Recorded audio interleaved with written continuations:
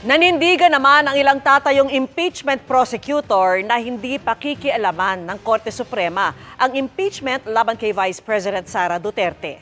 At nakatutok si Tina Panganiban Perez.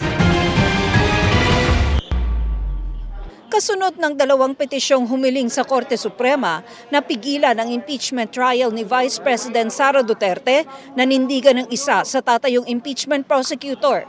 Wala pong sapat na basehan ang Korte Suprema para mag-issue ng TRO regarding the impeachment complaint.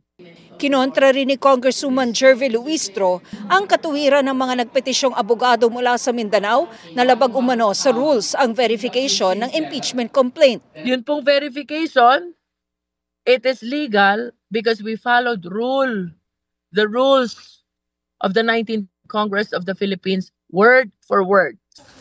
Pinabulaanan din niya ang alegasyong hindi na pag-aralan at minadali ang fourth impeachment complaint. Hindi po yan railroaded kasi since the 3 impeachment complaints were filed back in 2024, last year, nagkaroon na po kami ng individual evaluation nitong mga impeachment complaints na to.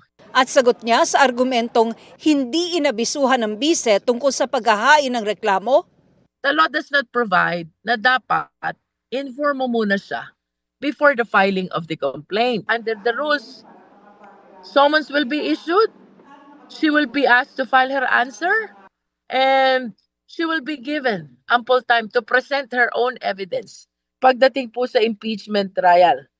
Tiwala naman si impeachment prosecutor Lawrence Defensor na political question ang impeachment at hindi ito pakikialaman ng Korte Suprema.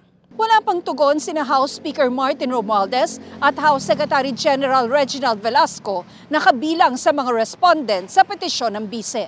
Para sa GMA Integrated News, Tina Panganiban Perez, nakatutok 24 oras.